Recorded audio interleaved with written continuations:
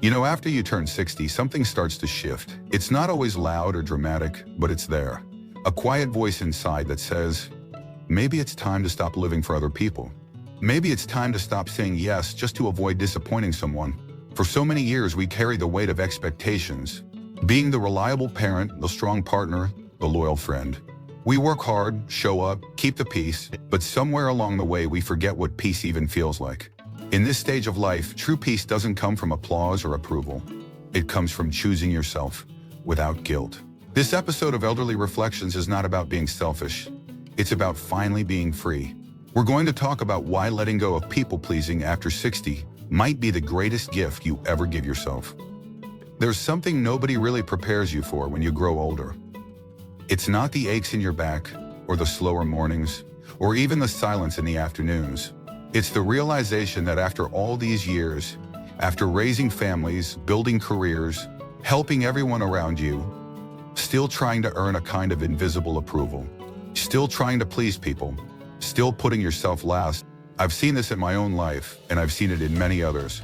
Friends from church, neighbors from down the street, even men and women in their 70s or 80s still walking on eggshells around their children, afraid of being a burden, saying yes to things they don't want to do just to keep the peace. We spend a lifetime trying to be enough for someone, for something, but at what cost? I remember once talking to a man named George from Ohio, 68 years old.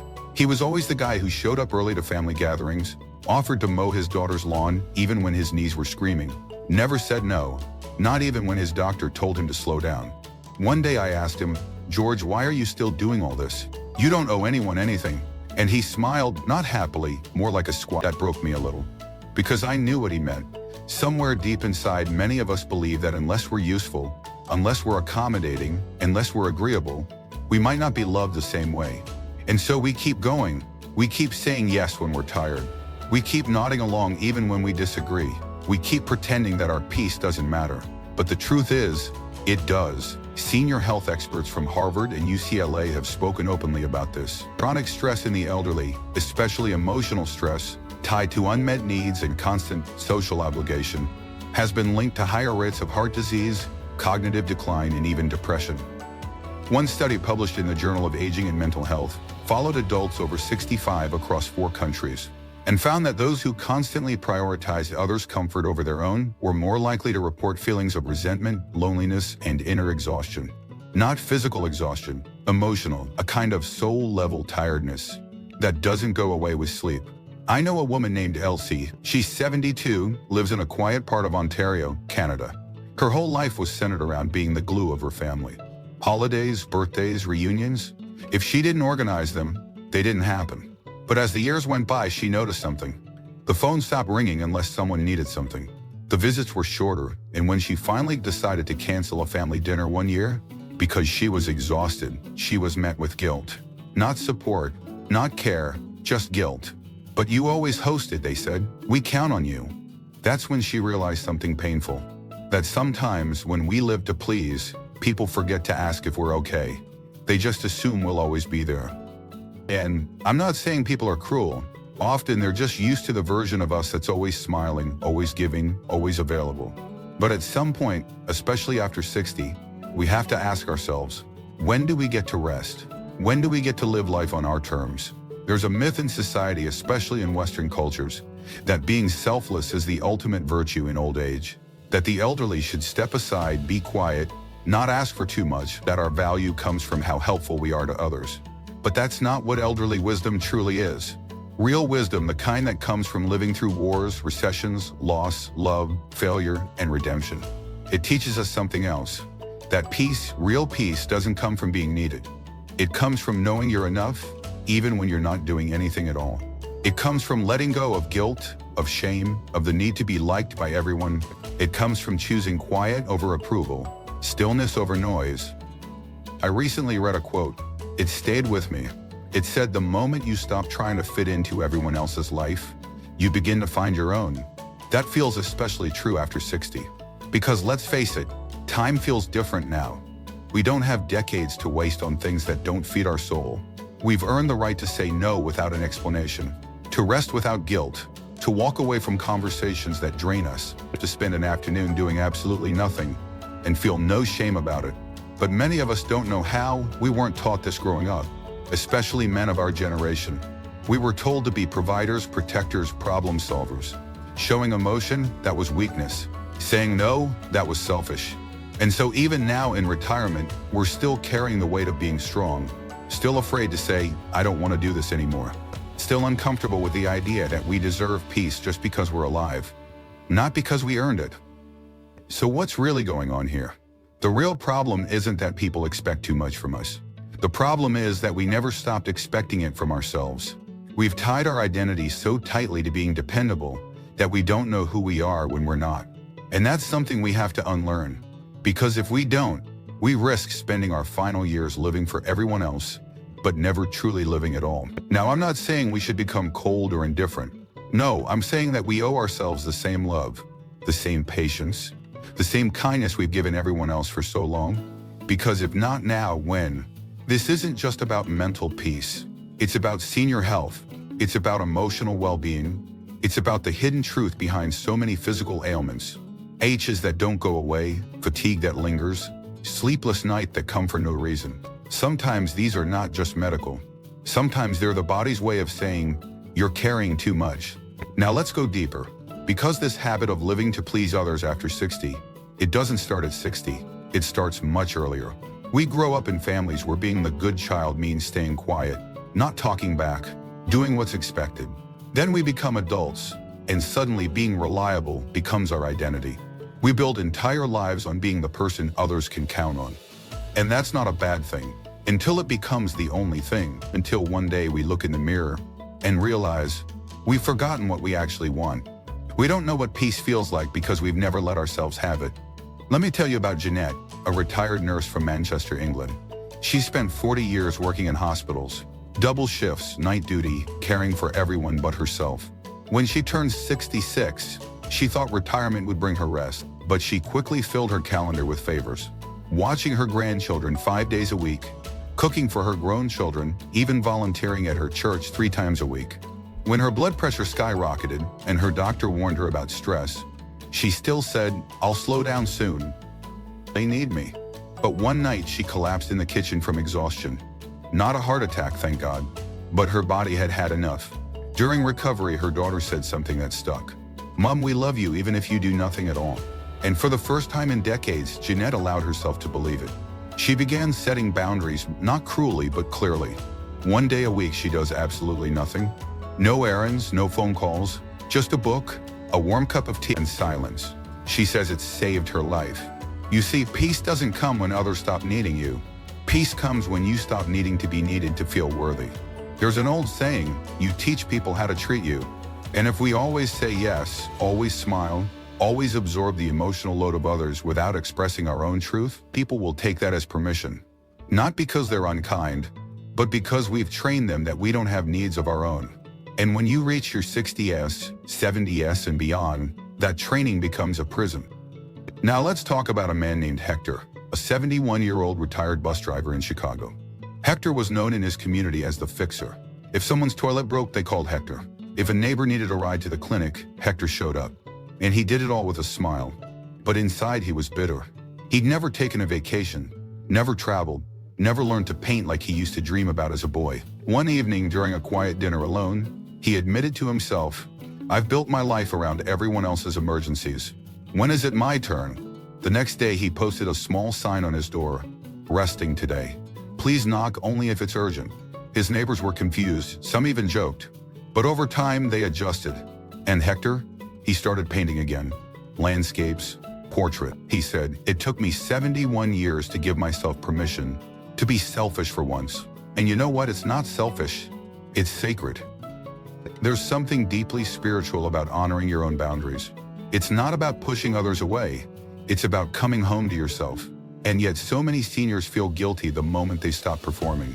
Why? Because society doesn't value rest unless it's earned through illness. But rest is not a reward, it's a right, especially in these later chapters of life. I remember a woman in Vienna named Anneliese. She was 75, elegant, soft-spoken. She used to host dinner parties twice a month for her adult children and grandchildren. She cooked for 12, cleaned alone, and smiled through all of it. But one day she sat in her kitchen with swollen feet and an aching back, and she realized, no one has asked how I'm doing in years. They just ask what time dinner is. That night she canceled the next gathering, not out of anger, but clarity. Instead, she invited only 2 people, her closest friend and her niece, just for tea. No pressure, no performance. That tea became her new ritual. Simple, slow, quiet. And when her daughter asked, why did you stop the dinners? She simply said, because I want to live the time I have left without rushing. That answer, it silenced the room. See, the illusion that being agreeable keeps us connected? It's just that, an illusion. True connection doesn't come from sacrifice. It comes from truth, from showing up as we really are. Sometimes tired, sometimes needing space, sometimes craving silence more than chatter. And that's okay. Now let me be clear. Some people won't like this version of you, the one who says no, the one who doesn't always attend every event or answer every call. But that's not your burden to carry. You're not here to play a role in someone else's story. You've earned the right to be the author of your own. There's a beautiful quote that often appears in elderly wisdom circles. It says, when you stop chasing approval, you find peace waiting in silence. And I've found that to be true in my own life. The older I get, the more I treasure the quiet days, the slow mornings, the time spent watching the birds instead of checking the phone. And I've learned that the people who truly care about me, they don't need me to be perfect, they just need me to be real. So what does all this mean, really? It means we must untangle ourselves from the patterns that no longer serve us. The habit of overgiving, the fear of being seen as difficult, the belief that we have to earn love through exhaustion. Because the truth is, you've already earned the right to rest. You've already given enough. You've raised the kids, paid the bills, kept the peace. Now it's your turn to be at peace. And don't let anyone tell you otherwise, because choosing peace after 60, after 70 is not weakness. It's wisdom. And you've got plenty of that. So let's talk about how we change, not just in theory, but in real life. Because the truth is, it's not easy to stop living for others after 60. For most of us, it's all we've ever known. But here's the good news. It's possible. And not only possible, it's powerful. I've met seniors from all walks of life who decided they were done chasing approval. And what they found wasn't loneliness or guilt, it was peace. Let me tell you what they did. And maybe something in their journey will speak to yours. The first thing they did was this. They learned to pause before saying yes. It sounds small, I know, but for people who've spent decades saying yes automatically, this is a radical act.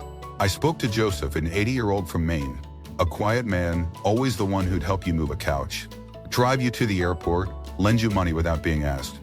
But one day, after helping his neighbor paint a shed in 95 degrees heat, he collapsed from heat exhaustion. That night in the hospital, he said something simple.